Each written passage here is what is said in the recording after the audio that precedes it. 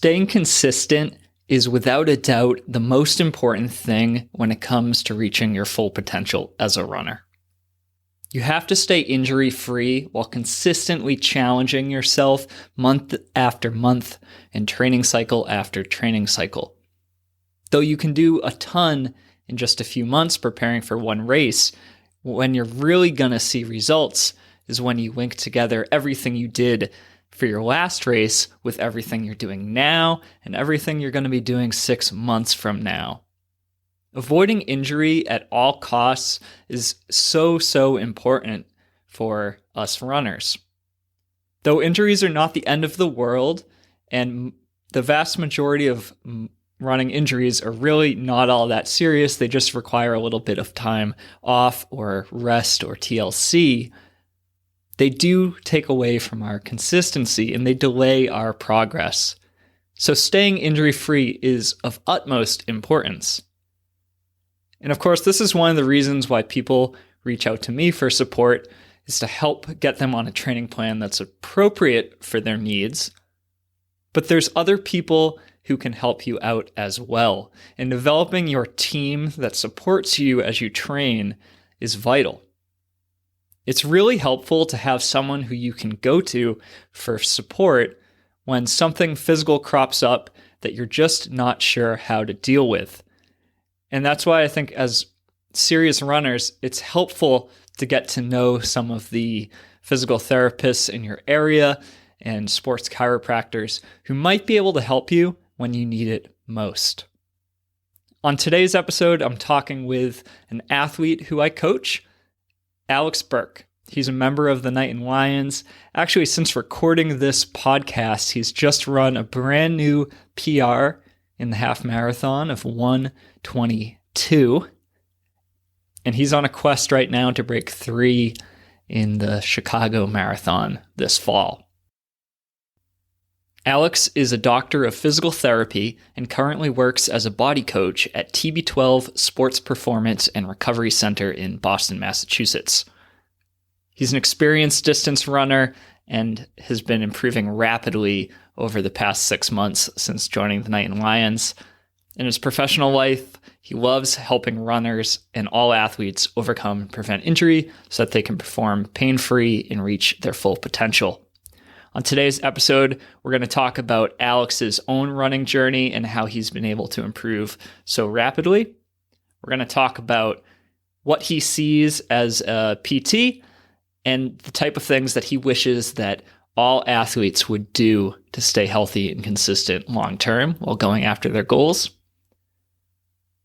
In this episode, we're going to be talking about subjects like when to replace your shoes, how to increase your mileage, how your hydration and diet fits into your running, the importance of stretching, foam rolling, and much more. So stay tuned. Before we get into it, just want to mention that today's episode is brought to you by the Knighton Runs training group on Patreon. If you'd like to download the training plans that I've created that are based on many of the topics we're going to talk about on today's show, you want to start putting more structure into what you're doing and finally start to train like an athlete, just go to patreon.com/Knighton Runs. You can join up easily right away, support this show, and get on track to become the best athlete that you can be this year. I'd like to give a shout out to Isabella and Rachel, who joined the Knighton Runs training group within the last couple of weeks. Thank you so much. I hope your training is going well, and please feel free to reach out to me with any questions that you might have as your training goes on. If you'd like to get these plans too and get support for your training along the way, just go to patreon.com/Knighton Runs. And of course, I'll have a link to that in the show notes. Before we chat with Alex, I want to also share a bunch of team wins that we had from the past couple of weeks. And spring racing season is here, people. We've already had a ton of awesome performances from athletes on the team. Lisa earned her first BQ ever. She's been working towards this goal for years.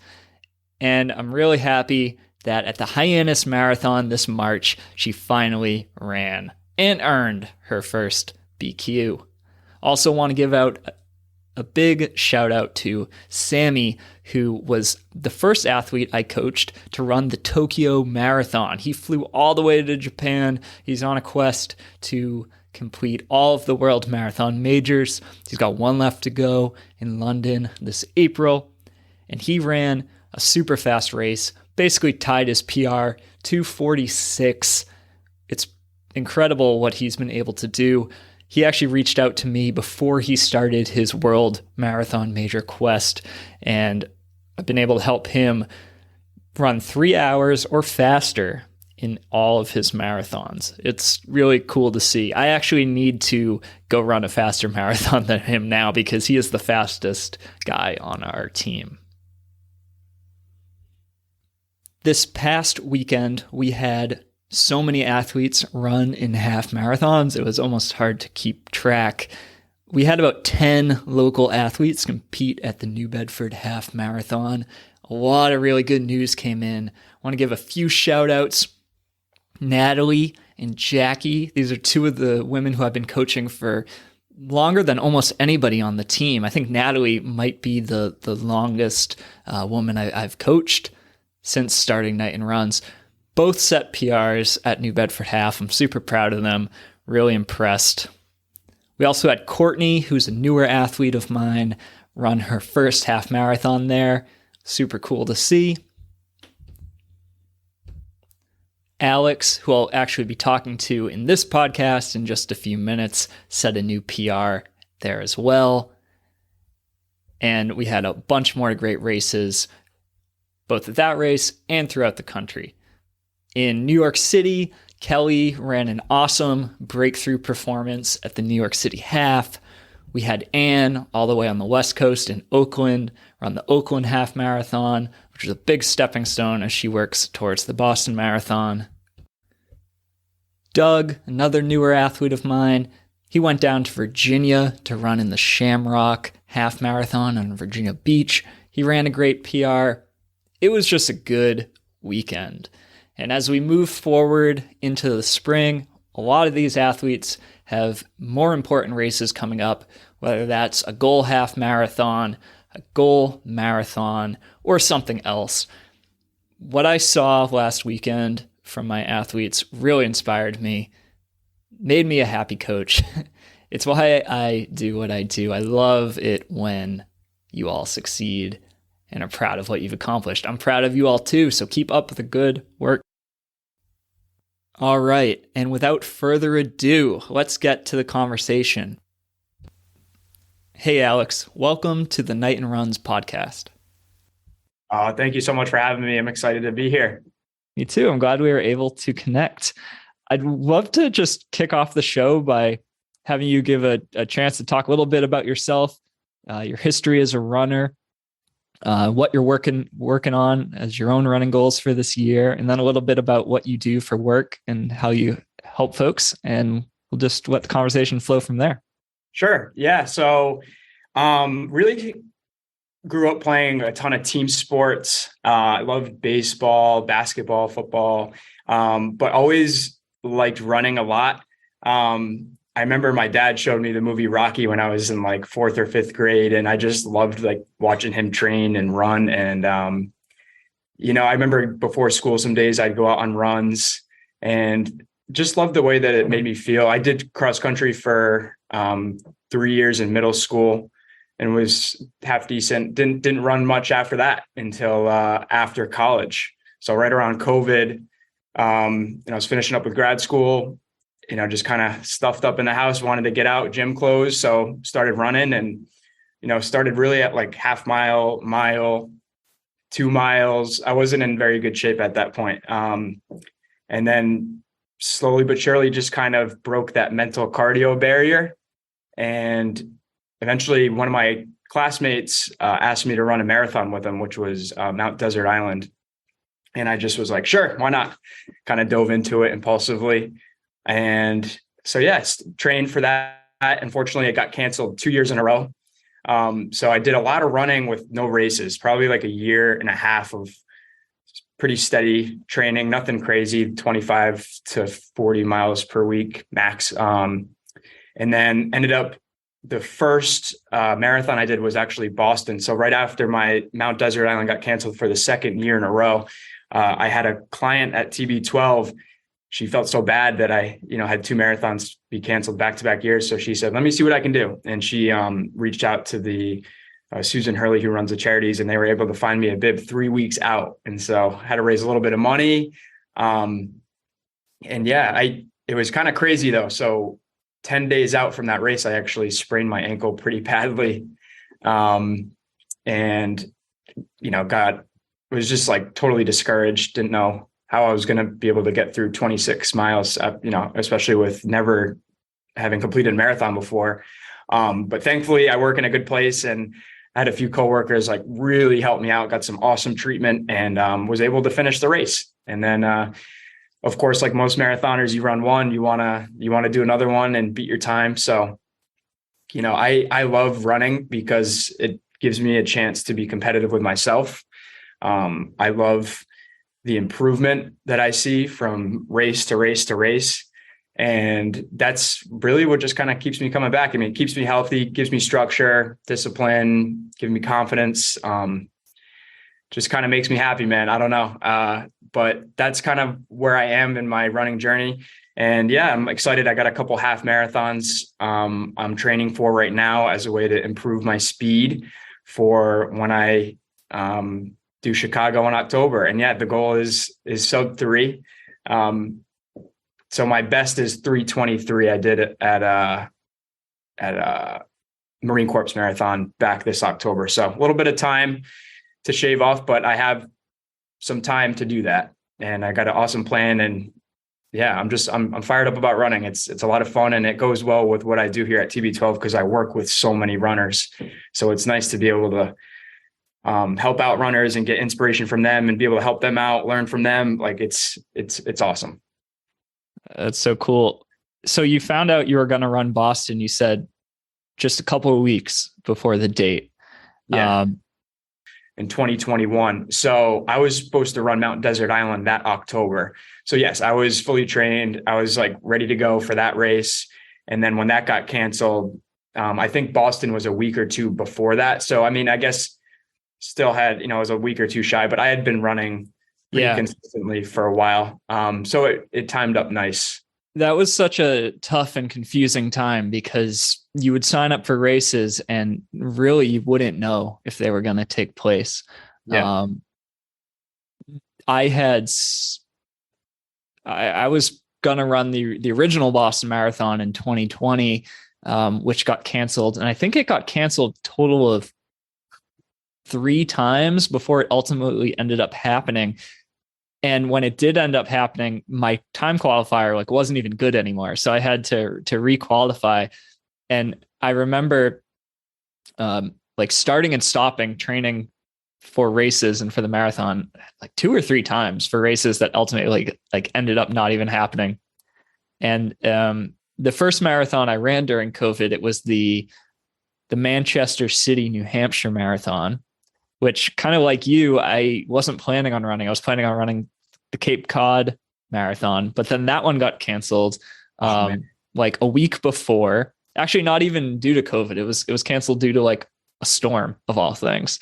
But then I had to pivot last minute. So there was just this time where, thankfully, I think we're out of it now. Our races don't seem like they're getting canceled, but I'm glad you were able to get that in. Do you remember what your finishing time was in that first Boston Marathon? Yeah, it was 4:53. Wow. So you've come down over an hour and a half. Yeah. In your marathons. Like I said, I was dealing with an injury and I didn't get any miles in really from when I sprained the ankle to race day. And I was really surprised with how much my body kind of lost fitness. I had never really cramped in the training leading up to that, did a 20 miler and nothing. And then at mile 9 of the Boston Marathon, my quads started cramping. I go to stretch it and my hamstring cramps.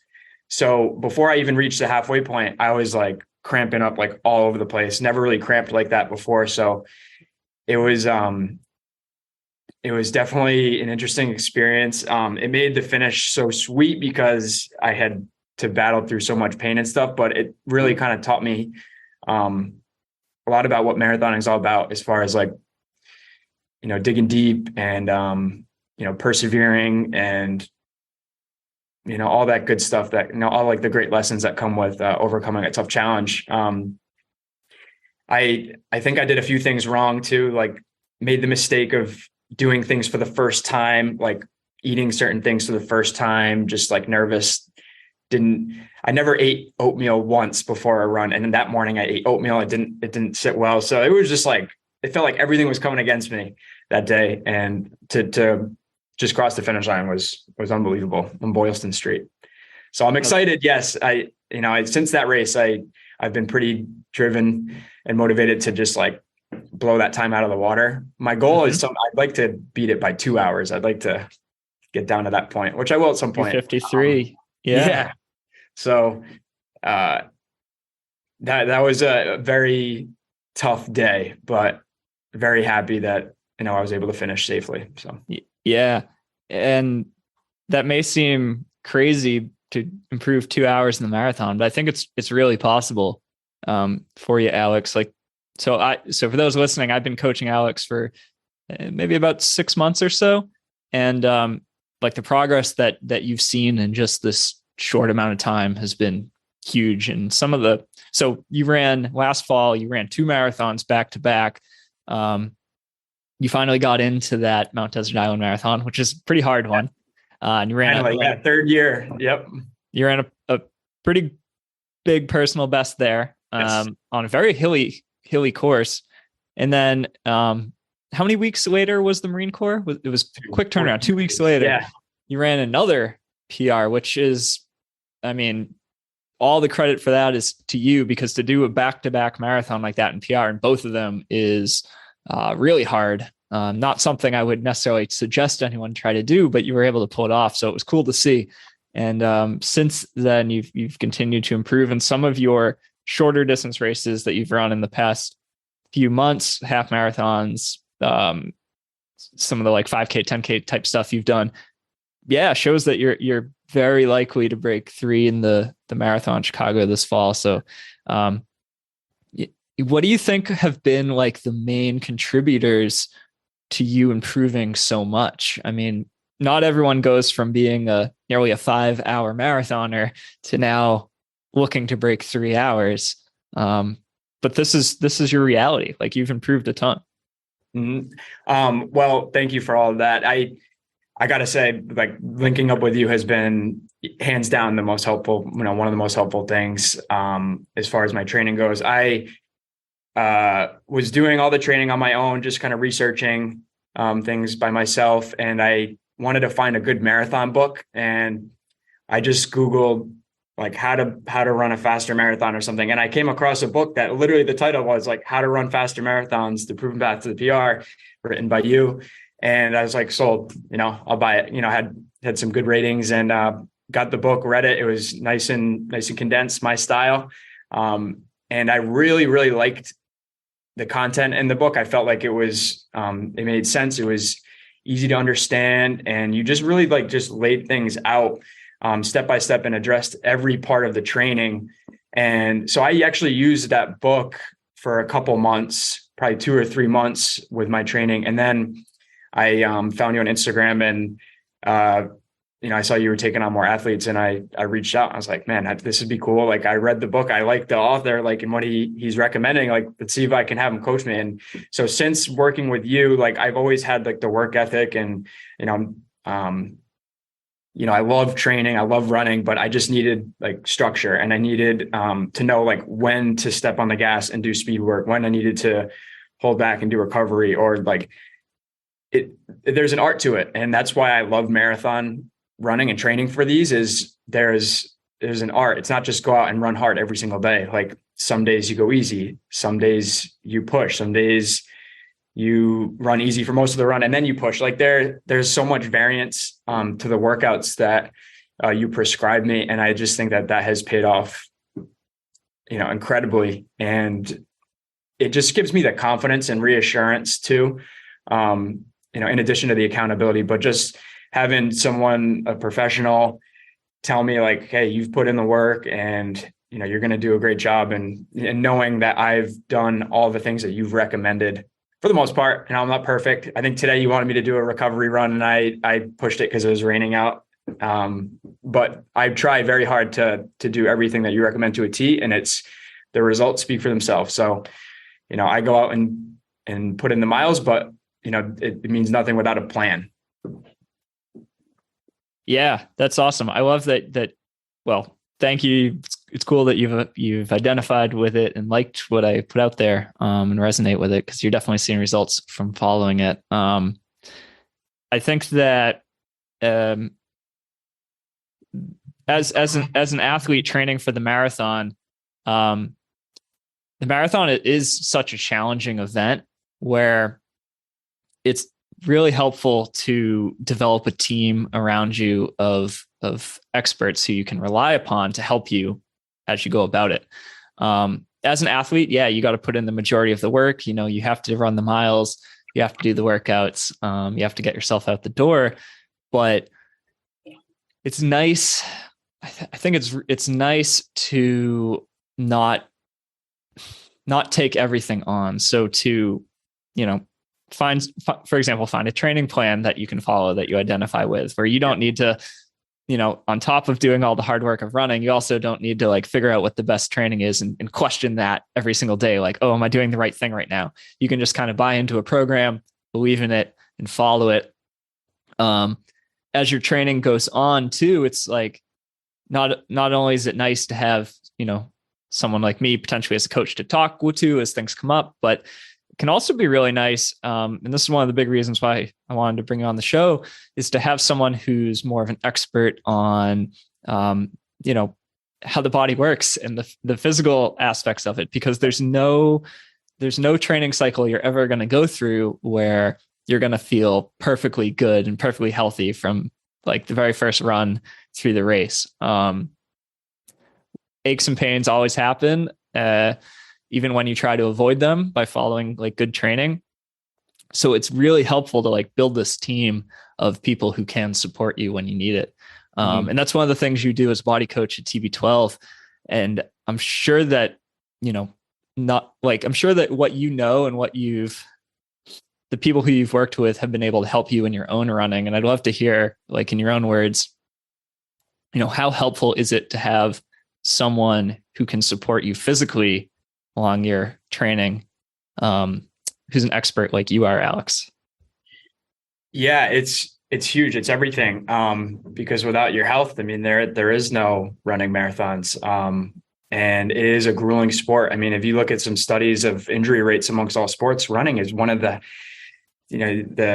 has some of the most injuries compared to, up there with like football and lacrosse and hockey. It's crazy. It's a non-contact sport, but your body just gets put through, such a beating, especially in marathon training, where you're putting on all the miles, so much volume.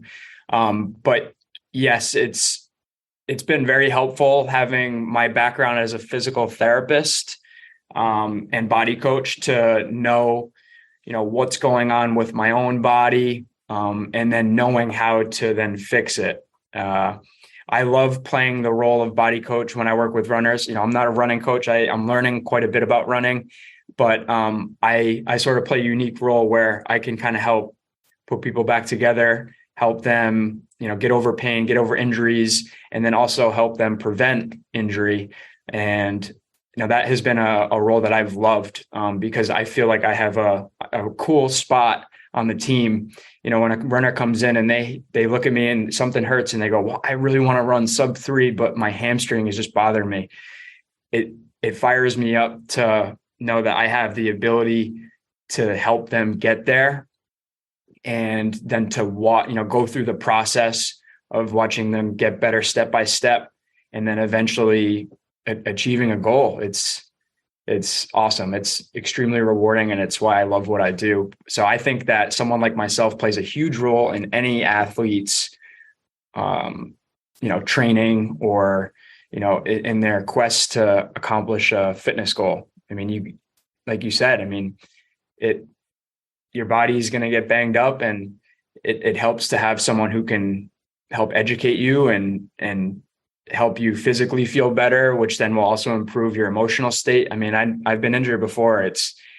It takes your identity away especially if it has to keep you out of a sport, or it just throws your whole game off if you're running in pain. I mean, running in pain is such a different experience than running out of pain.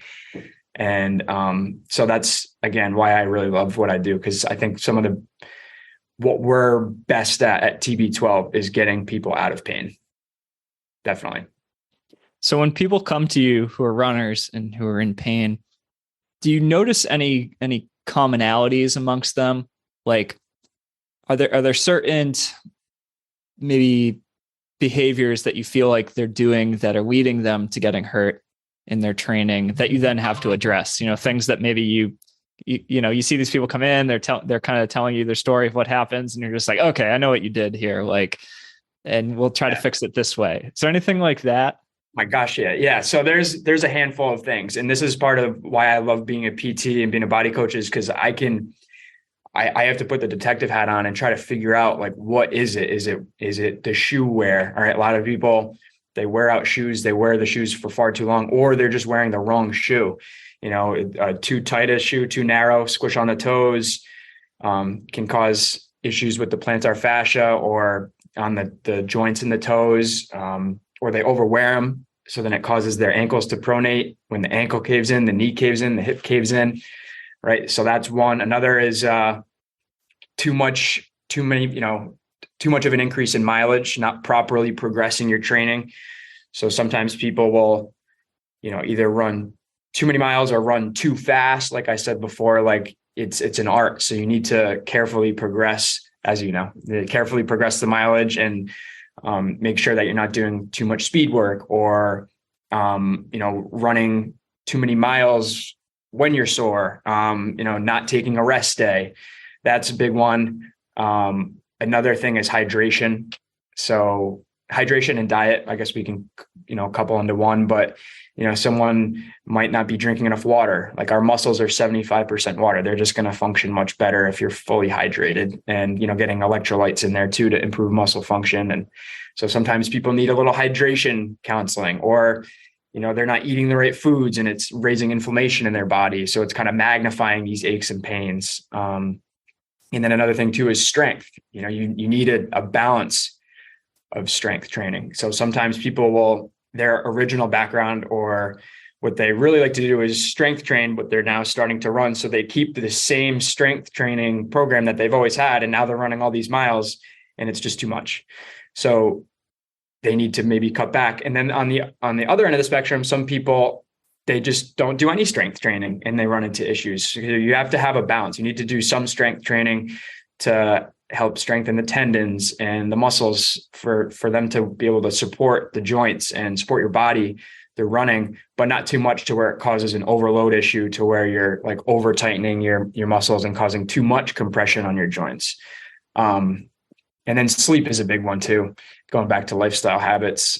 Sometimes people work very stressful jobs, or they're young and they're trying to, go out and have a good time with friends. And it's compromising their training and preventing them from moving forward or leading to injury. And sleeping is when our bodies heal and recover. And if you're not getting at least 7 hours, you're going to be in more pain. You're not going to be able to get stronger. You're not going to be able to reap those amazing benefits from the hard work that you're doing and, long workouts or strength training. So it's usually one of those. And sometimes it's mindset. Sometimes people, their stress and anxiety can manifest into muscle issues, muscle pain, or different injuries, right? That cortisol level goes up and then you get increase in inflammation. So here at TB12, we take a holistic approach and really address everything.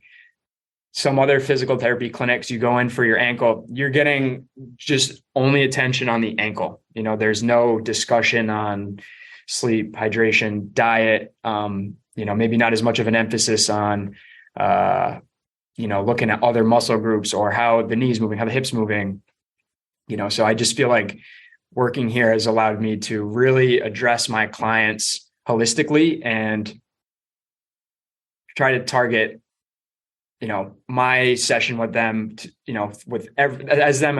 target the session focusing on them as a whole, not just their ankle. And that has, I think, that's a huge reason why we were able to see some pretty good results here, in addition to the hands-on deep tissue manual therapy. So a lot of times people will do a lot of stretching. However, foam rolling and deep force muscle work really plays a huge role in reducing muscle tension and getting muscles loosened up. Sometimes when you stretch, you're just kind of pulling at the ligaments, you're overstretching the joints. And, if you take a piece of rope with a knot in it and you stretch both ends, you're not going to get the full length of the rope, until you get the knot out. And that's kind of the case with muscles. Sorry, that was a very winded answer, but like I said, it's a holistic approach. I love it. I love that you get into all those different aspects of what goes into your well-being, because it is so true. Like, feeling good and improving in sport it's not a matter of like, just do the training plan that I give you or follow the basic, physical therapy guidelines and you're going to get better. There are so many of these other things that go into it. And what I've kind of learned over the years, and I'm sure you've learned this too, is like, when I first started as a coach, I thought like, I give someone the perfect training plan and they follow it, and, their training is going to go exactly the way I want because they're doing the perfect training plan. Right. But there's so many things that they need to control in like I often call it like the 22 or 23 hours out of the day that I'm not with them as their coach. Like, as their coach, I give them an hour run, as their PT and body coach, maybe you're with them for an hour a week or something like that. But everything they do in the 23 hours a day that you're not with them is what's going to lead to their improvement. And so, they do their hard run, they do their exercises and their rehab, but it's like, right, are you getting enough sleep? Are you hydrating properly? Is your stress levels low? Like, all of these are things that are going to contribute to whether you feel better and you get healthier and you improve, or stagnate or potentially decline. And one of the things I've tried to do is like learn a little bit more about the people who I work with in these departments. Like, I recently added a question to my new athlete kind of intake survey that's just like, how many hours of sleep do you get per night? Because I used to not ask that, but then what I realized is like, I have a huge range. Like, I have some athletes who are super busy, cram a ton of things into their day, and like they might only sleep like 5 or 6 hours a night. And that kind of athlete is going to respond totally differently from the same amount of training as, maybe someone who has more low key, less stressful life and is sleeping like 9 or even 10 hours a night. But if I don't know those things, I can't necessarily help them the best way possible. So I like that you look at all those things too with what you do in your work, Alex, at TB12. Mm-hmm. Yeah, it makes a huge difference when you can have the ability to address everything, and I think the one thing that we focus a lot on here at TB12 is muscle quality, muscle tissue quality. So you asked like, what's like the big thing that you see? It's muscle tightness. A lot of times people will come in and we're working super hard with their training, but they're not spending enough time on recovery. And the way that our muscles really work is when you contract a muscle, it shortens. So the fibers kind of cross, lock, and then when you relax the muscle, they unbind and then release.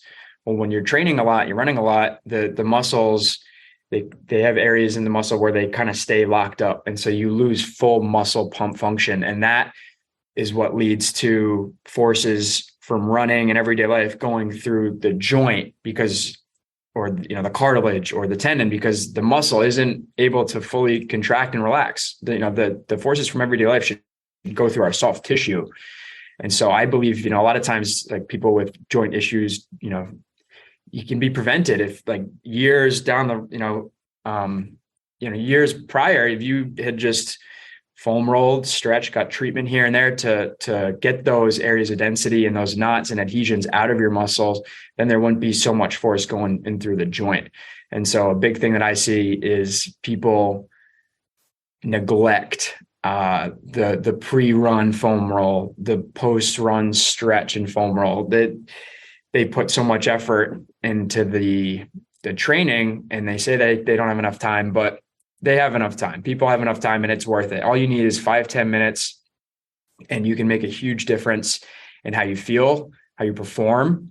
Like I said, when the muscle is full of knots, it's locked up, it can't fire right. So you're limiting strength. A lot of times I'll test someone's, like I'll have someone do a straight leg raise, and I'll push down on their leg, ask them to resist. I'll push down, we'll go right down to the table. And then after a treatment to their quad and their hip flexor, I'll test it again, and they're able to lock out. And it's pretty fascinating to see.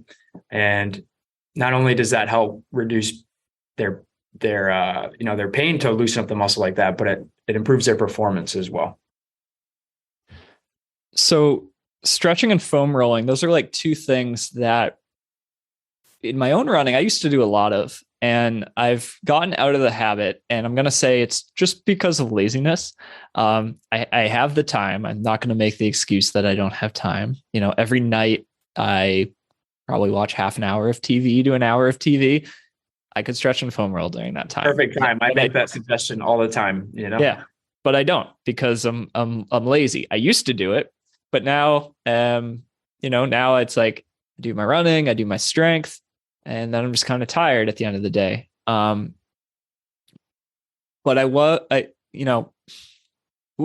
if there was like one thing you wish that everyone who came to you for treatment did, on their own, when they're at home without you, maybe that's like just following a 5-minute routine a couple times a week or something like that to stretch or foam roll or relax. Is there anything like that,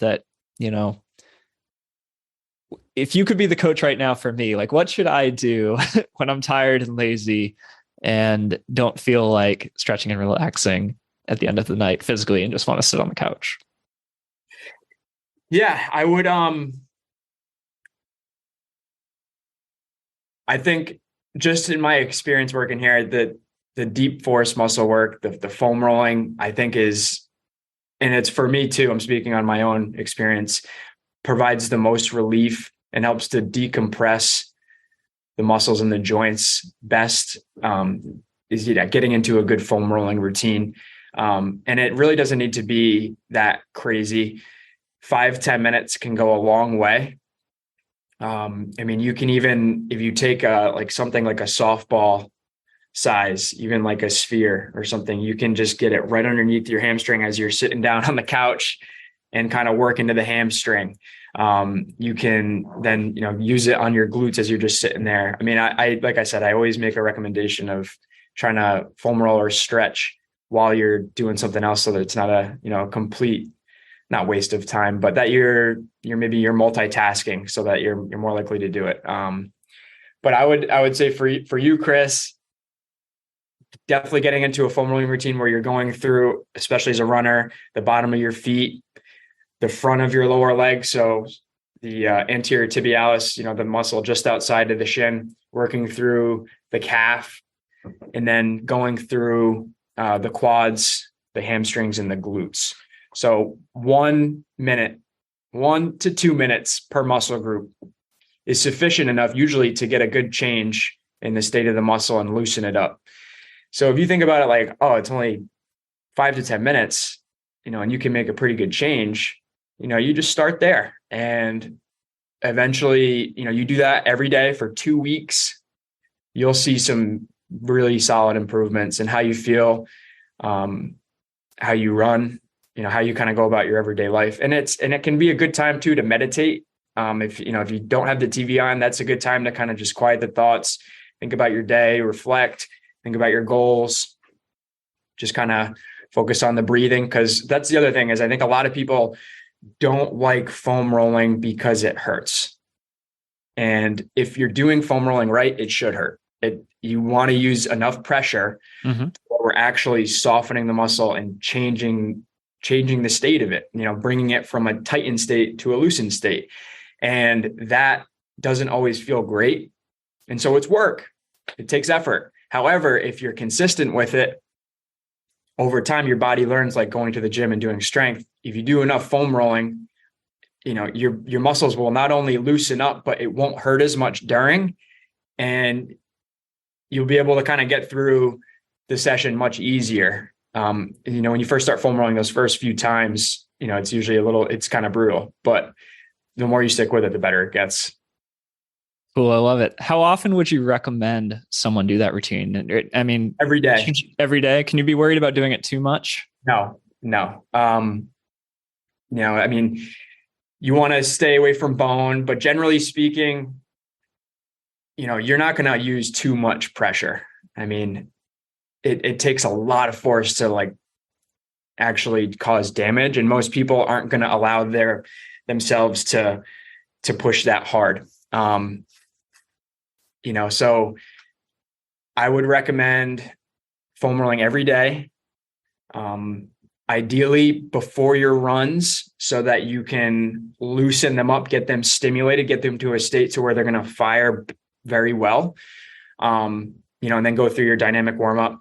After, if you have time, you should foam roll again to, loosen the muscles back up, kind of reduce the loads that were just placed on them. And then you can go through your static stretching routine or strength, whatever you have planned for that day. But foam rolling every day is a must. That's going to make a huge difference. I have little things come up too, but I get over them quick because I know. So I'm running, my left hip is hurting. I know as soon as I get home, I'm getting on that sphere for a while. It's going to hurt. I'm probably going to make some noises and I'm going to wince through it, but you stand up and it's like just night and day better. And so that's a big thing is that, a lot of people, they think, oh, something hurts, I don't want to touch it, I don't want to get near it. If it is a muscle issue or a tendon issue, like that's exactly what you want to do is get in there and use deep force and just try to loosen everything up. We call it positive trauma as a way to kind of understand. That's how our brain learns, is through traumatic experiences. So when you're using a lot of force and you're creating a lot of positive trauma in the muscle, you're making a change. You're stimulating the nervous system. You're creating, or you're kind of reducing the muscle tightness, but then kind of teaching your brain how to move without that tightness, right? If you then go run right after you foam roll, right? Your muscles are in a different state. There's less tension. You go run, and then sooner or later, if you foam roll after, sooner or later, you're going to be running pain-free because you're just kind of teaching your brain how to do it pain-free and with less tension.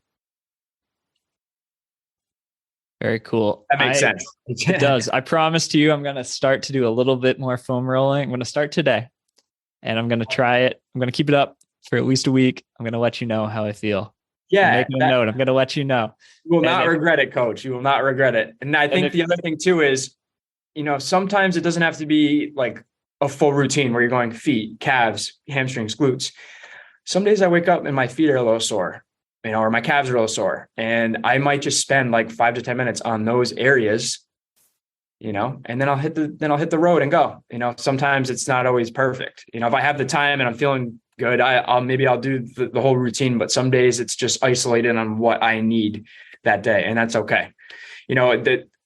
Some people get overwhelmed with the TB12 method in general when they first start here, because it's like, oh man, I got to change. I got to start foam rolling. I got to start, eating better and hydrating and sleeping, so you can't you got to start somewhere. And usually what I recommend is you just pick one or two things to focus on. Like I know you, Chris, you probably eat really well, vegan, you're training well, you're probably doing strength. And so, foam rolling would be like one thing to work on, and you work on that for a while. Next thing you know, it leads, you build some momentum after a couple of weeks, and you try to improve in another area. Yeah. Yeah. I love that. It's like, you can focus on one thing to improve at a time. I always tell my athletes when they're training, like, let's focus on one thing this training cycle. Like, so for you, you're not doing a marathon this spring. Like, we're working on getting you fast. Mm-hmm. And then this fall, we're going to work on something different. We're going to work on improving your endurance. And that's a common path that I take people through. But one cycle bring in strength, or one cycle increase the mileage, or one cycle start to do 2 speed workouts a week instead of 1, something like that. And you're very right. Like for me, I'm in a place where diet, running, strength are pretty good.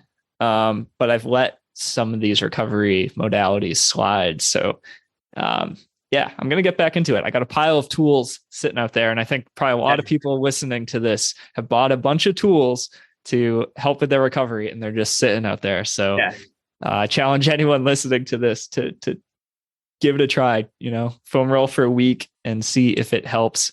A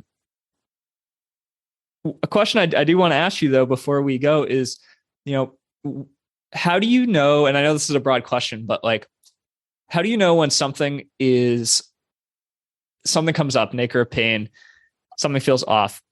When do you want to just wait and see, maybe treat it by yourself, see what happens? And when do you think it would be smart to go see a professional? Okay. It's a very good question.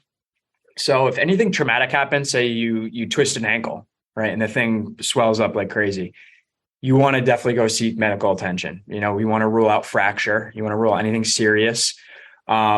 Say you're running and your Achilles starts to bother you a little bit. I would first really focus on foam rolling, little stretching, little rest. We're talking a couple days. Yeah. See if you can take care of it on your own. Cause sometimes things pop up and it's just like, it's quick, next thing you know, good night of sleep, it's gone. If something lingers for a couple of days, it's definitely worth getting it addressed, especially if you're in the middle of training and you're trying to, reach a goal or something. You got a race coming up. Yeah. You want to get it addressed. Sometimes these overuse injuries I see, you might need a couple of days of rest to really let it heal, in addition to some good treatment. But the last thing you want to do is try to fight through something for like weeks at a time. And next thing you know, you have no race because you've just ran your body into the ground. So I'd say, it depends on the injury or ache or pain you're dealing with. But I would recommend if something comes up and it's, feels like almost like an overuse type of injury, then try to like a tendonitis type injury or something that's just kind of come on over time and there was no true mechanism of injury, like no moment where something like happened. Try to focus a lot on recovery first. So foam rolling, stretching, reducing mileage, maybe taking a rest day or two, sleeping a lot. Okay. Those are the things that I would recommend you eat really well, hydrate, like take care of everything. See if you can get it to go away after, in a few days. And if not, then yeah, definitely, come see someone like myself, doctor of physical therapy that can help you, address it, figure out what's going on, and then come up with a good plan to get you back as quick as possible. Yeah. Often people worry about losing fitness, so they're reluctant to take any time off or decrease the intensity or the volume of what they're doing. But one of the things I always remind my athletes is like, you could take at least a week off and really lose no fitness at all. One of my high school athletes, like she missed her entire cross country season this fall. She didn't run for 3 months. She just cross trained the whole time. And then she came back and she was actually Rhode Island state champion faster than any other girl in her event. Like taking time off does not need to hinder your running career. It doesn't need to slow you down. A lot of times it's just what you need to do to stay healthy and enjoy the sport for longer. But yeah, there's certain times where there's no substitute for, a qualified professional, like you, Alex.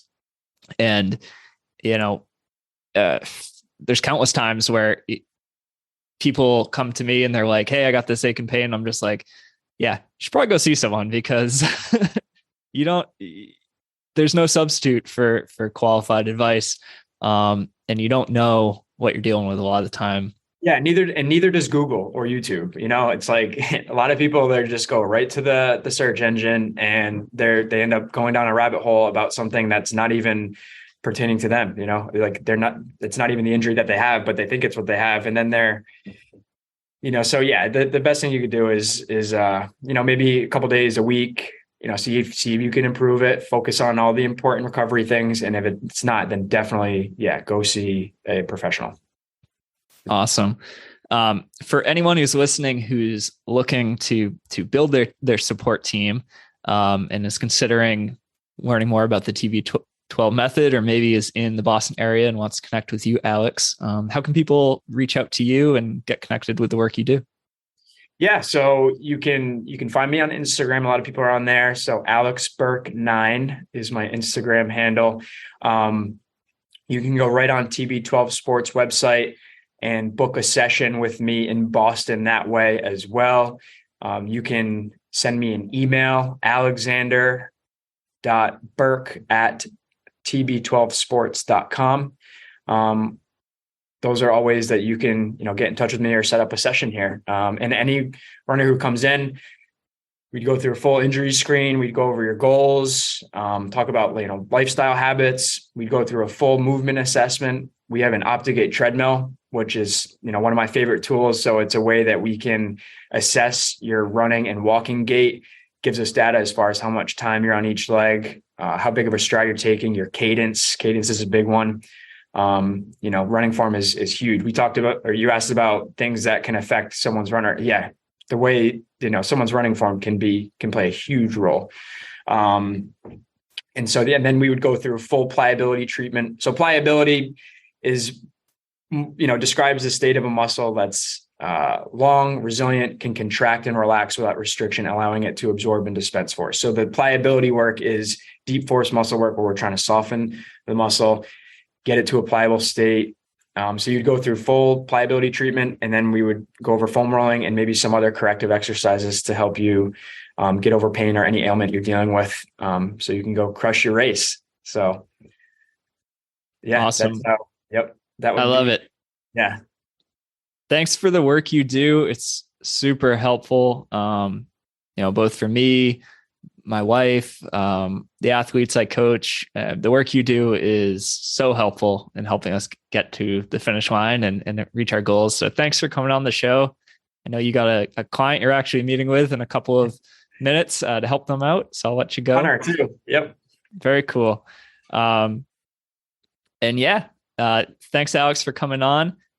If you're listening to this and you've, maybe never met with a PT, and you're a runner, I definitely encourage you to do so. You're going to learn so much, even if it's just kind of an introductory, session to kind of learn about yourself, to help prevent injuries down the line.